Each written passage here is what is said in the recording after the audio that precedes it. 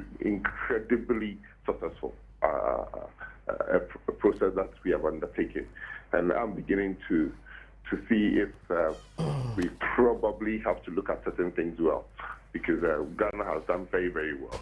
And for a few things, hiccups here and there, we would have been patting ourselves on the shoulder to say, probably we are the first in the world with such a success. Great. Let me come back to the studio and speak to Honorable Asidu Ketia and also ask him something else. Why have we ever witnessed violence with regard to registration for an election in Ghana to this magnitude, making so much news? Is the headlines, you listen to the major news items, you are talking about these issues. Do you recollect in our recent history any such situation? Yes, in 2008, there was this level of violence in certain areas.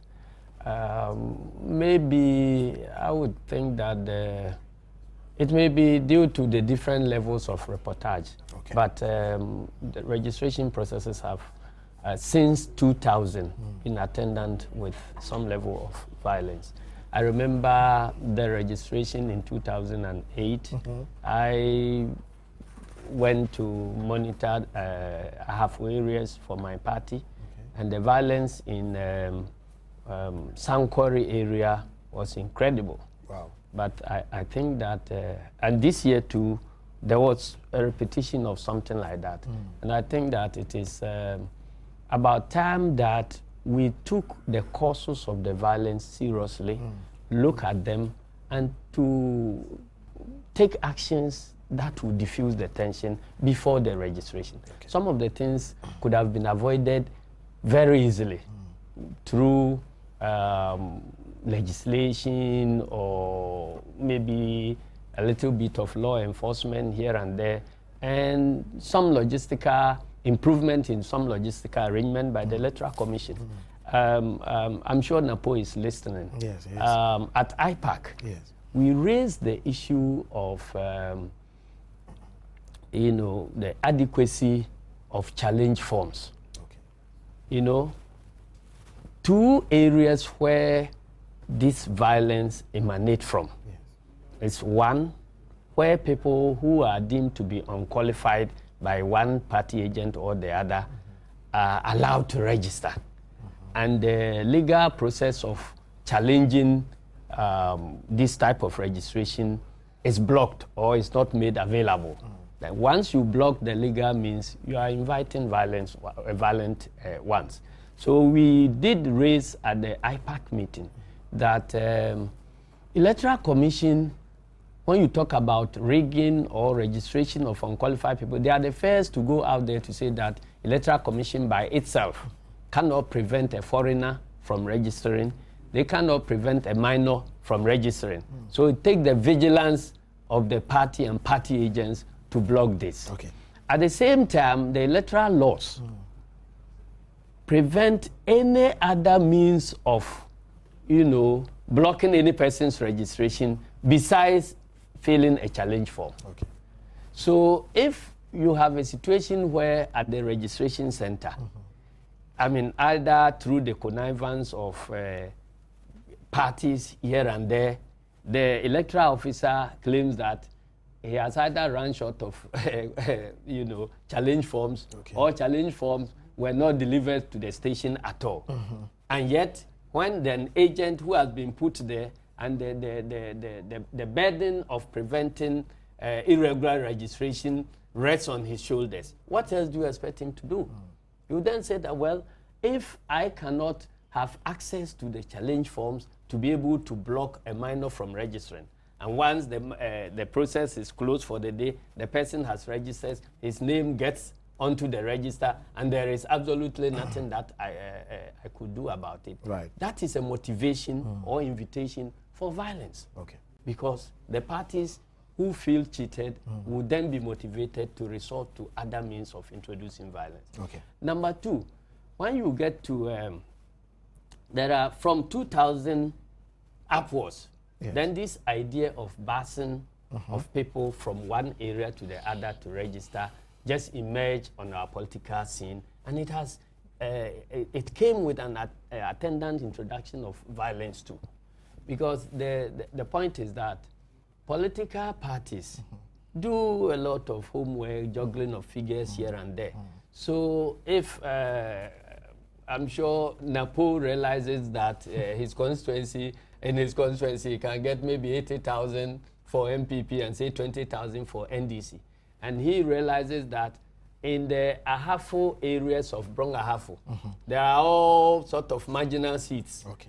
You see a party beating another party by less than 100 votes and 1,000 votes here and there. So then a party sits there and plan that, what about taking 20,000 from Manshia and distributing it over constituencies that border Ashanti in Brong Ahafo? If we are able to do that, then apart from it may have a neutral effect on the presidential election, but it may impact so much on the parliamentary elections that we will end up securing all those seats in addition to what we get. Are you saying that that has actually been happening? That is what has been happening. And the MPP is doing that? MPP is doing it, and in other areas too where, you know, there is anywhere you find another party having that head advantage, and it is getting, it shares boundary with another area. There is every motivation. So does the NDC do that too? To do. We have also heard reports about people doing it in various constituencies. For your party? I'm sure, listen, the MPP has been accusing our people from doing it. Oh, I see. And then NDC people have also been accusing MPP from doing it. I'm not sure whether NDC at headquarters level or MPP at headquarters level will want to plan such a thing and go to implement it. But you have candidates who are contesting in those seats, who may sit down and see that, well, the only way for me to win this seat is to find out how I can invest in conveying people from other constituencies to come and register here. So if that motivation exists, you may not know who would want to take advantage of it. So in these two areas, if we are able to, either through policy or some innovation, block it, then you remove a lot of incentive to do violence. So at the IPAC level, I'm happy Napo is online. Yes, we'll get him back on soon. Me and him, we advocated for printing of more of the challenge forms so that we can distribute them in advance to party agents, so that every party agent has a stock of forms, and then wherever they feel that somebody is not entitled to be registered, they will then have the form and fill it, so that the peaceful means will exist. You understand? Now, after the challenging, it doesn't mean that once you are challenged, that is the end of it. At the end of the registration exercise, there will be a district review committee made up of fair-minded people, you know, and then they will take the challenges one after the other, look at the evidence that supports your case to disqualify the person, and look at the evidence that supports the person's case to get registered, and then we'll decide on this matter. So that it is after a decision has been made that you know that the person is entitled to register or not to register. If we were able to put this thing in place and make sure that every party agent will have access to the forms, I'm sure half of the violence that is attendant to this registration would have been removed, because you hear on the media that the violence is about somebody trying to drive away people he considers to be minors from the polling station. Other people trying to drive away people they consider to be aliens from a polling station and so on. That's right. But if there is this legal and peaceful means of doing so, I'm sure nobody would Let me bring Napo back on and ask you, Honorable, is it correct? Is it true? I mean, General Mosquito has said that the busing of people from one place to other and etc. What is your response to that? Are you doing that as a party? I haven't attended any forum or meeting in my party that has advocated for busing. Sure. But let's look at it. Like my brother Sedun Ketia just said, if you are in a marginal constituency where somebody won by default of a negligence of somebody by 11 votes. There's every incentive for those candidates competing in that particular constituency to pass either here or there. And I can give you a very good example. In Collins Dowder's constituency, he won by 11 votes. That was deeply contested. That figures were changed. So in that constituency, there's a rerun in 2012. Without NDC's prodding or MPP plodding, there's an issue of tension that is going to rise in that constituency. And people may want to pass to augment their numbers. It's passing wrong. When you look at the electoral laws of the country, you either hail from there or you are ordinarily resident from there. Right. So when you have a constituency like Officio North, when you go to Tema, there are a lot of official society, Tema in Accra, indigents from Officio who reside in those constituencies. When they have decided that they want to go back to their constituency to register, what is the basis of somebody stopping them if they hail from there? And I think it's a lack or perceived lack of understanding of the electoral laws of this country. What prevents people residing in a school who attend that school for most part of the year, who are resident more than 6 months of the year, from registering a place? I think, truthfully, the Electoral Commission has gradually shifted this country towards the propensity of violence by their inaction. Because let's look at it. In the First Republic, or the first Legislative Council of the country, Kwame Nkrumah stood in Ododio and won, Accra Central and won. He was even in a prison.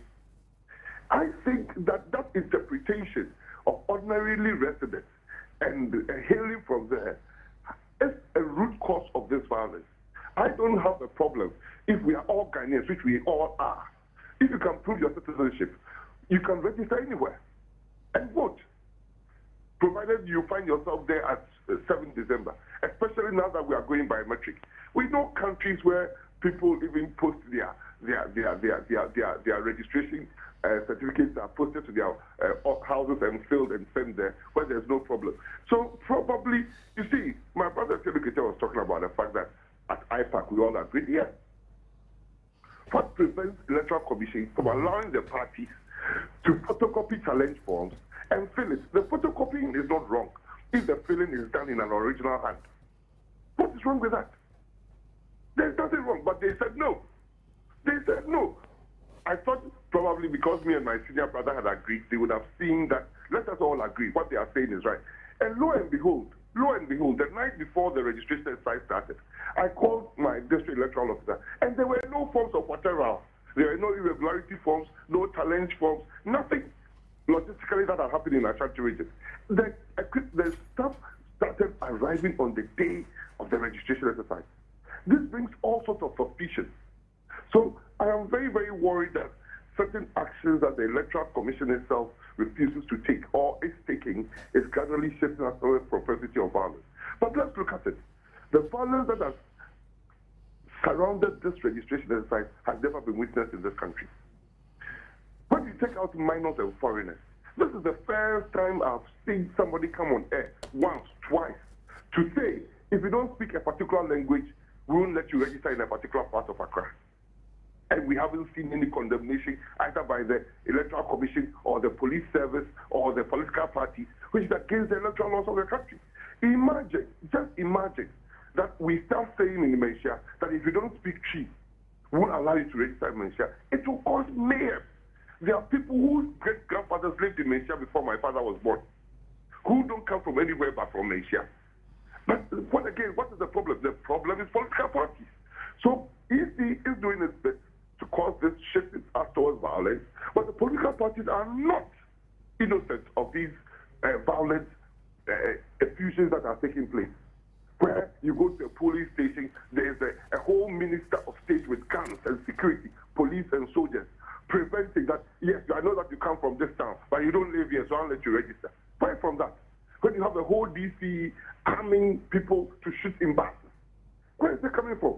That if we are not careful, things are going up and it can lead Ghana into a catastrophe. So I agree that some of these things should have been looked at at policy level, legal level, structured in such a way that these unnecessary happenings will not happen. But let's look at it. Politics is a high-stake game. I said it in 2008 when I met Dr. NDC chairman in Menchia Constituency when we were doing limited exercise. I said, it should never happen ever again that we'll do a limited registration exercise in this country. We shouldn't, because political parties would necessarily have to bus people to those limited registration centers to vote, to register, and that can lead to violence. So we have to look at these electoral laws in this country very, very well, look at it holistically, and then with the help of IPAC and EC, address these problems that we all see can lead us into a path of destruction. Okay, permit me to take... That the level of... Just quickly, I mean, just round up in 10 seconds if you can. I have to take a quick commercial break at this stage. All right, let's take a commercial... I just said, never have we witnessed the level of violence that we are witnessing. Okay. Where police, even state institutions, are being bullied to a certain line. All right, Honorable. That's my only worry. Great. I don't know if you have read Barack Obama's Audacity of Hope, or at least you're familiar with this, but he discusses under a chapter called Politics, a certain phenomenon known as gerrymandering. That phenomenon basically refers to perhaps an electoral commission, etc., changing constituency lines because population has grown, etc. And it can be done in a certain way as to favor a certain political party based on where you know areas are strong. The question again will be that if we decide that everybody should register anywhere, would it facilitate some form of gerrymandering? And is there a reason why we want people to be limited to where they hail from, or basically where they are resident? And it's deep. Now, say students, and ordinarily the law will say you may be a lodger, you may be in a hotel, you may be attending a conference for 4 weeks, and that's the period of the registration exercise. Have you then become an ordinarily resident person in that place? And if I have the money, I perhaps could bus 100 people to that area to lodge, and then they become ordinarily resident. But Napo raised a point I think is worthy of discussion further. What's your own thinking on this one?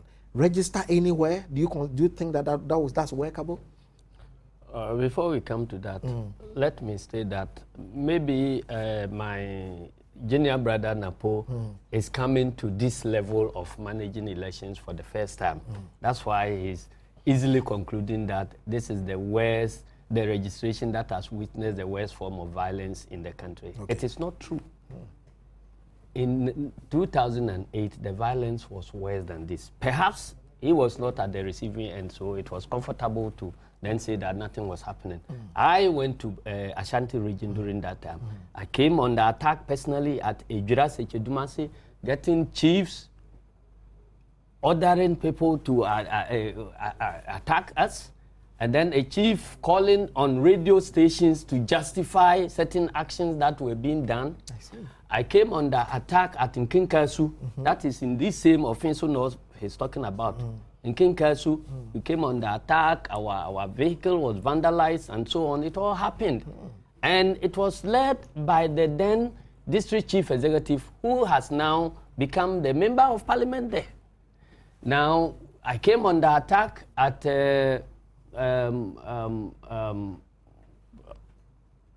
Adum in Kumasi. And all over Kumasi, they were preventing non-Ashanti speaking people from registering in 2008. You understand? Right. So it is not, whilst we all condemn it, I don't think that this is the first time it is happening. So if as a nation we have to sit down to find solutions, let us find solutions. And you don't think this is the West? No. Let's find solutions and stop the blame game. Okay. Because even this year, it's been happening in Ashanti. You understand? So if it is happening in Ashanti, where NPP think they are the gainers, and it's happening elsewhere where NDC think they are the gainers, and it's happening in another place where PNC think they are the gainers, all that we have to know is that nobody is gaining from that thing. Let us look at it as a nation and deal with it. Okay. Now coming to the issue of registering anywhere. Registering anywhere. As long as you are a Ghanaian. As long as you are a Ghanaian. You know, we've got certain things wrong from the beginning. Number one, we missed a very important opportunity when we were beginning the national identification system. Those days we were in opposition, and we did make a point that if we begin with national identification system, we will be having a database that can be used for a lot of things, including extraction of a voters register. And so therefore, since the Constitution gives the responsibility of compiling voters register to Electoral Commission, let us find a way of building the capacity of the Electoral Commission to be the institution that will be housing the undertaking the national identification system, so that right from the beginning, in determining the enumeration areas, it will be done to if you like, match the polling station areas of the Electoral Commission, so that all that we needed to have done this year was to facilitate the completion of the national identification system, and then from it you can identify the number of people who are 18 years and above. Their names were there when this thing was being captured. Nobody knew that it would be used for voting, so you couldn't have understated or overstated your age. So you just extract it, and then you have a very credible voters register. That time when PP was in power, we did everything in Parliament. I was a member of Parliament when the law was being passed. They said no way, they have to create a wholly new national identification authority. And then we said that constitutionally, it may be very difficult in future to use the results of this national identification to conduct elections. They didn't agree. They established NIA, and NIA started their enumeration, which is not in consonance with what the Electoral Commission has done. So the nation has to begin afresh to now compile voters register using the same biometric technology and spending the same amount of money on this thing. If we had done it through the NIA, if the NIA has been the basic data and you are extracting all these things from it, then it wouldn't matter where you have to go to vote. Okay, but we didn't do it. We didn't do it. As you said. Now we have come to a point where movement from one place to the other has the potential of imposing candidates who are otherwise not endorsed by the people living in that area to be their leaders. Okay. Now, if you have a situation where I live at Sekwa, I travel on the Sekwa road, I drink Sekwa water, I attend nature school on Sekwa facilities, my children attend Sekwa schools, and so on. And then I want an MP who will be able to improve upon these amenities. And then come registration, you are there and people are bused from Brekum or elsewhere to come and register and to come and determine who should be the MP at Sekwa. And those who come to determine will not stay there. It's the same, it amounts to colonialism.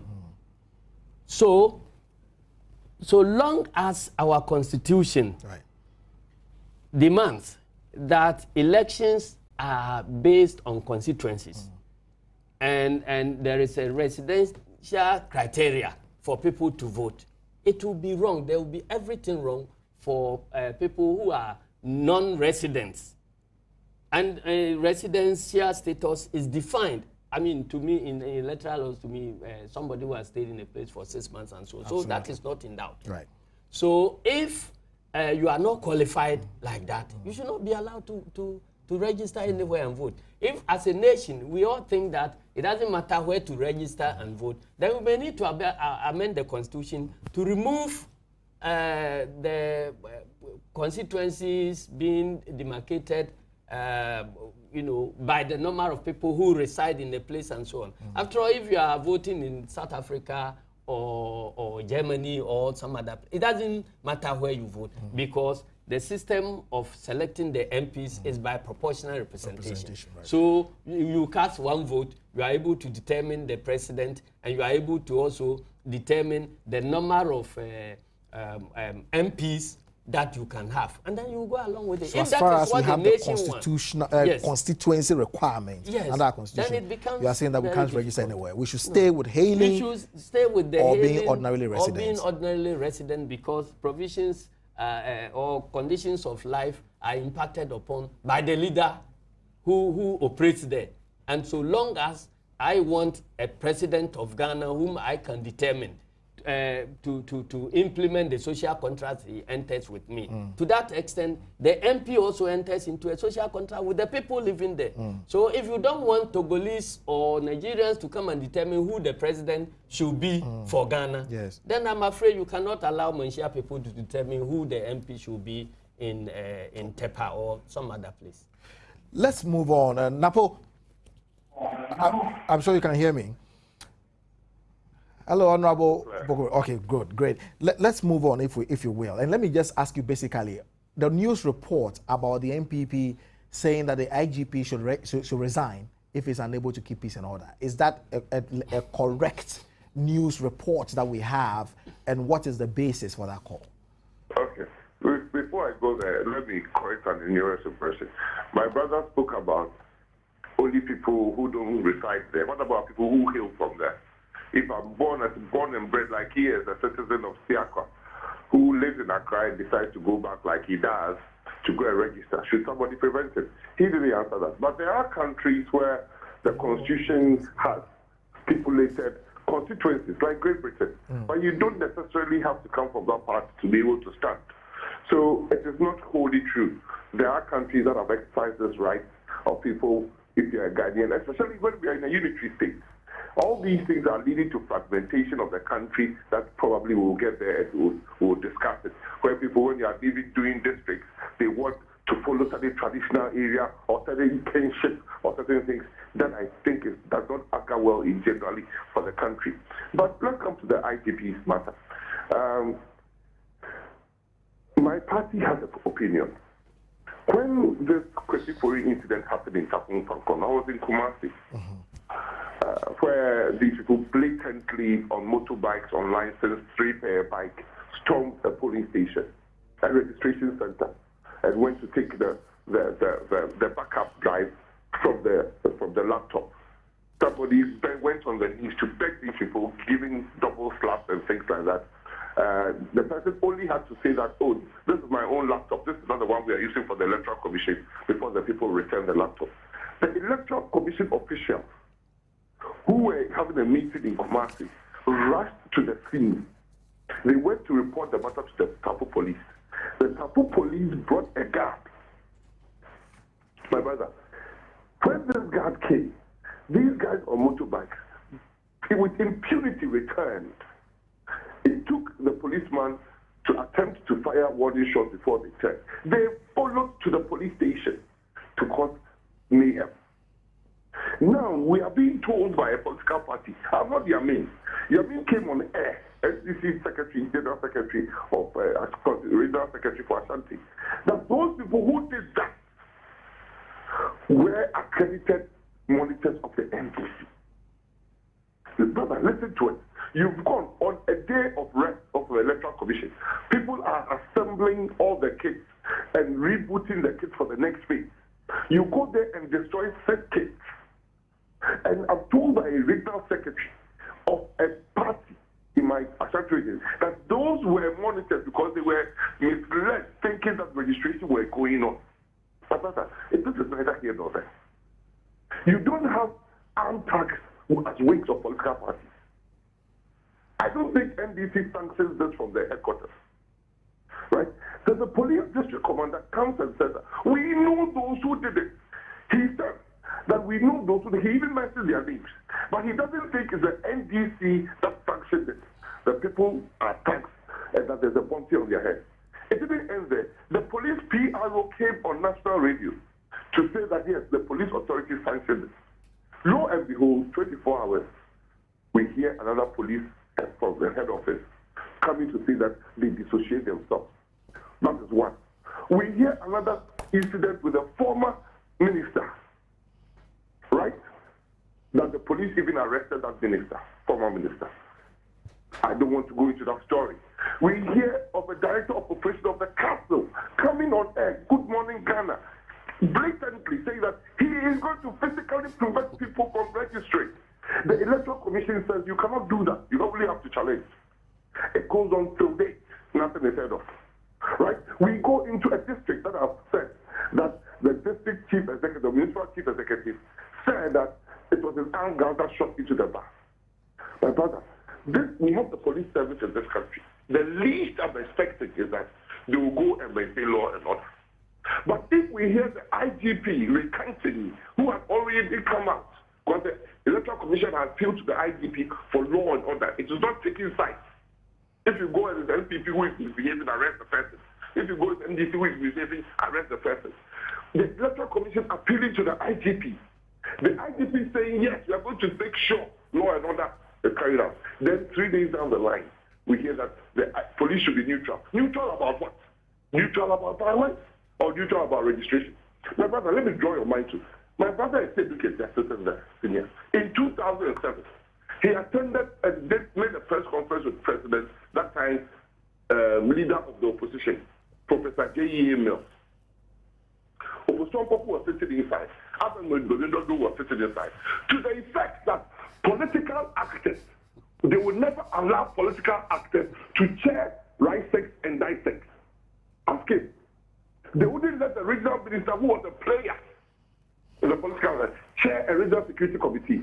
They won't let the district chief executive, who was a player, chair a district electoral security committee. What do we find now when they are in power? I'll just advise my brother that nobody will stay in power forever. No party has ever succeeded in staying in power forever. If they did a press conference and made President Kufuor set up a national election task force headed by the IGP, this year in January, the IGP set up a national election task force. This same educator said they will never allow them. It is the regional minister who is mandated by the Security and Intelligence Act. Yes, there was a Security and Intelligence Act, but President Kufuor set it aside and set up a national election task force headed by the IGP, in the regions headed by the regional police commander, in the district headed by the district police commander. To the satisfaction of my brother smiling and shaking his head. Now he is in power. But let me remind him. No country, no person has succeeded in having a monopoly of violence.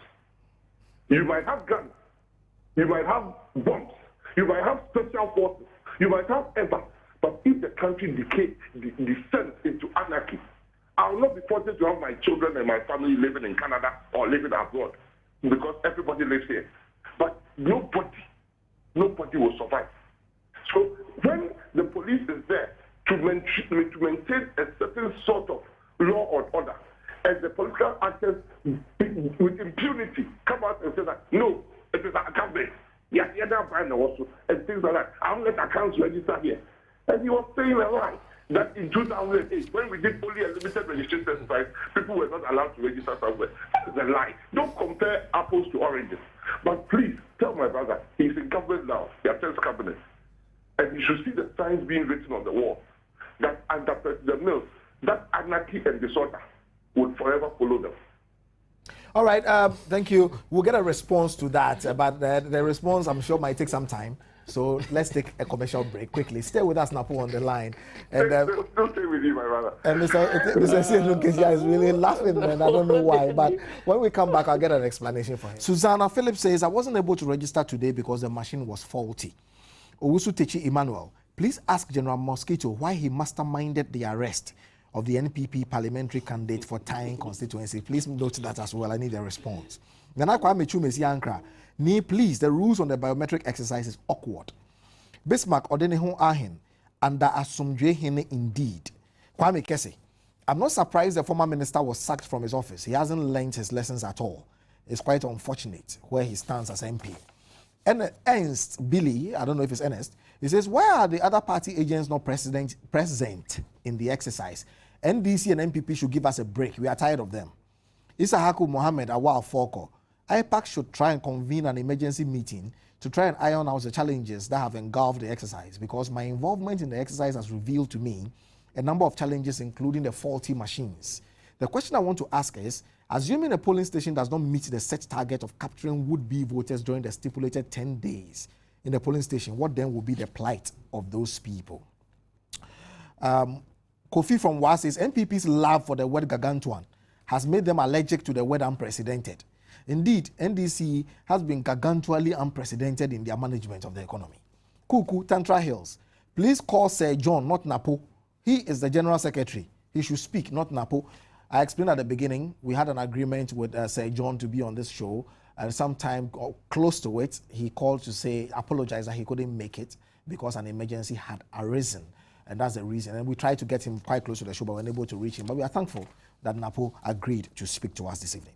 Kwame Kese, why would you want to bring the insulting General Mosquito on your program? It makes your program unattractive. Well, I haven't heard any insults on this program, and I deal with the program. I can't pass judgment based on anything outside of this program. And I'm sure Napo will agree that there hasn't been any insult from General Mosquito tonight, and you should agree as well. Dixon Desiree in Laura says, is President Mills still in the country? Are his ears on the ground? Is he hearing what is going on? I think it's time the two political parties come out and condemn their actions. The blame game will not work. I think it's a shame on those involved. Folk at Desden in Ukunu, political parties are not helping us in some polling stations. I remember at Duta LA Primary School at Aflao, all the party agents together with the EC officials were seen eating together. It was a very peaceful one. All right, Ridwan Selam Alidu. I think the NDC should do something new to change our dear nation than dwelling on what happened in the past. Louise Obimpoku, we are fed up with the politicians. Good night. Oh, please stay. Watch the show. Abna Tema, Esiedun Ketia should give us a break. Whether they like it or not, they will be shown the exit with their so-called Better Ghana agenda. Mr. Love says, I live at Aplau. You can see some people coming from Togo to register. Yes, some are Ghanaians, but others are not. What can we do? Final message before I go back for his reaction. RA in Sandema says, tell the NDC man that his presidential candidate bars people from Accra to Sandema to register. What has he got to say about that? I don't know. Those are your presidential candidate, Professor Mills. What would the presidential candidate gain from barsing people from, because the presidential result is the same anywhere. The thing about registration and managing a big national exercise like this is the falsehood that is peddled. So if you are leading a political party or you are in charge of the process for a political party and you are not very careful, you will be badly embarrassed. I heard I gave my junior brother Napo saying, I'm told this thing happened here, I'm told that thing happened here, I'm told that thing happened here. I'm just urging him that if he's coming on board for the first time, he should be very, very careful not to believe everything that he hears. Not even from his political party. Okay. As I sit here, I read a news item this morning that I was working in the company of some police commander in Thai, who then was instructed to arrest the MPP candidate there and so on. I said, wow. Since this registration started, I went to Thai, my hometown. I didn't even tour Thai. I went to Sekwa, my hometown, registered and got back the same day. I never even passed the night. Okay, so that's responding to Usu Techi's completely false. But if you read reports like this from papers like Daily Guide, other things, you who see things that nobody else sees, you draw a conclusion, and then when you are brought to produce evidence, the same people who misinform you will be running away. Because I've never been in time during all this controversy. Okay. In fact, if anybody cares to know, I left Accra here on at 3 a.m. Saturday morning, drove to Doma Hinkro for a function which was going to be attended by some other person who was not available. So I had to force to go and attend the function and drove back to stay in, to pass the night in Kumasi the same day. Okay, we have 4 minutes to go. You understand? So I'm happy you dealt with that one. So I'm saying that it is not true. Okay. Maybe it is coming from some hallucinating minds. Okay. But again, when Napo talks about Asiedun Ketia making a statement this year to stop an attempt by somebody, president or whoever, from setting up certain companies. I don't know whom he's talking about, but I'm sure that there is only one Asiedun Ketia in this country. Yeah, he's talking about Rexed, Dyksek, you said no political person will be... I'm the person he's talking about at all. Because I wasn't at any forum like that discuss these things at all. So maybe Napo should check his facts. But having said that, what happened in 2008 when we raised the concern that it is improper for DISEC and for regional ministers, DCs, and so on to who chair this thing. At the end of the day, anybody who monitored the violence in the 2008 election, it was more pronounced in areas where regional ministers were contesting elections and in areas where DCs were contesting elections. So we should know that it is a national problem that we have to deal with without passing blames here and there. If we know that where the political head of the area is contesting, it generates controversy. Let's look at it, whether at IPAC or wherever, and institute measures that will deal with it. We could even as well come to pass laws that if you are a regional minister and you are contesting, maybe you should be relieved as a regional minister or as a DC or whatever. I believe in looking at things objectively and dealing with them. Okay. But not to just to say that because NDC is in power, it's happening for the first time, or because MPP is in power, it's happening for the second time, and so on. Are you able to finish in 2 minutes? I'll be able to do that. I'll try. All right. I am also saying that these aliens, registration of aliens that is being controlled, it is happening everywhere throughout the country. Throughout the country. Whether it is MPP stronghold, CPP stronghold, or whatever, it is happening. So we have to look at it holistically instead of playing some blame game as if it is happening in Greater Accra, it's not happening in Ashanti, it's not happening in Sandema, and so on. Wherever candidates feel that they will be disadvantaged by people registering, they try to play all type of games. So as political leaders, we should put our heads together and try to find solutions instead of just putting blames left, right, center. Okay. On the security, I would say that I was shocked when MPP issued a statement that the IGP should resign. Resign for what? Resign for what? You are telling stories about what your people told you in one constituency here and the other constituency here and so on and so on. Then you put it together and say IGP should resign. I think that call is misplaced. It is unfortunate that my brother Napo is associating himself with this. I know the General Secretary, I know is fond of releasing certain statements that may not even have the support of the whole party. But for people like Napo to associate themselves with this is unfortunate. What did Napo say when Kwasi Fori gave the order of shoot and kill in a democracy? District Commander of Police issuing shoot and kill orders, which orders cannot be issued by even a sitting president without the declaration of state of emergency.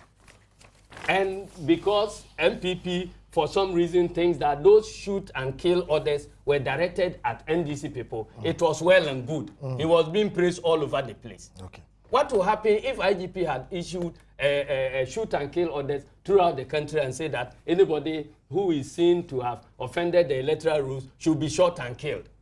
What will happen? Can I take Napo's final comments and then we'll be out of here? If you can hear me, Napo, what will your final comments be? And you, I'm afraid you have to make it snappy. Our time is up.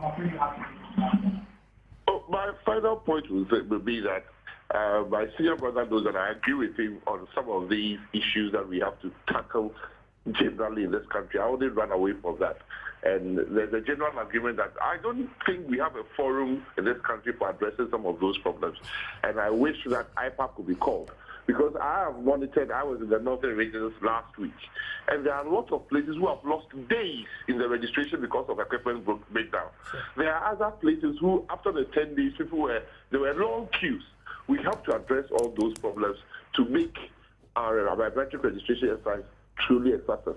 As to the issues with violence, I hope the NDC itself came up with a statement, the government itself came up with a statement frowning against this, and I hope that they will allow the police to deal, no matter where the act falls, with a person who is perpetrating violence. If somebody shouldn't register, go and challenge. Even if you cannot challenge, note, my brother, even if you cannot challenge the registration, when the provisional register is brought, you can object to somebody's inclusion on the register, and it will be subject to review, and if that person should be struck off, it will struck off. Under no circumstance should somebody physically threaten or attack anybody from near registration because the person doesn't reside there? What about, like I said, said, he traveled all the way to Siakwa to register. What about if the MP or the parliamentary candidate said that you don't live here, so I'll let you register? It would be absurd, and we shouldn't let it happen in any part of the country. After all, we have one Ghana, and it's a unity country. Thank you very much. Thank you very much. Thank you for your views with us. Good advice. I hope you will tell the Kumasi people. Let's take some final text messages before we go. I know our time is spent. But Patrick in Takwa says, can we transfer our votes because I don't want to vote in Takwa and I can't travel to the north to register? What do I do? I don't know if General Mosquito is in a position to answer this about transferring your vote because you don't want to go to Takwa to answer. I don't know whether... Well, the Electoral Commission, because this is a new system, we are all trying to juggle with it and see how feasible it's going to be, whether transfer of votes. But as at now, the Electoral Commission seems to be minded not to transfer votes this time. So that's it for you, Patrick. Okay, we haven't concluded, but as of now, just do what works for you and is safe, so to speak. Emna Rokumase, please, Mr. General Secretary, stop the propaganda. I am a resident of Ashanti region. My mother cannot speak Chi, yet she was allowed to register in Ashanti region. But there is one Frafra girl I know to be an MPP supporter who was not allowed to register in Asawase constituency because she's a well-known MPP. Elias Haruna in Tamale says... Asawase is not Ashanti region. Elias Haruna in Tamale says, who determines who residents in Ododio are? When will the NDC learn to see the impending elections as a mere contest of ideas, not thuggery or mudslinging? The NDC is seeing defeat. It is coming like a tsunami. Foga Desdeni Nukunu says the artificial border that passes through Aplao can never prevent my family members from registering. They are Ghanaians. Final. Kelvin Osaberi Makwekuo Kwampa. Why is it always NPP and NDC? What about the other parties? Don't they contribute in solving the problems facing the biometric registration? Thank you. Thank you, sir. You will hear the other parties on this matter, but I'm sure it's quite clear. We all know why we are doing this.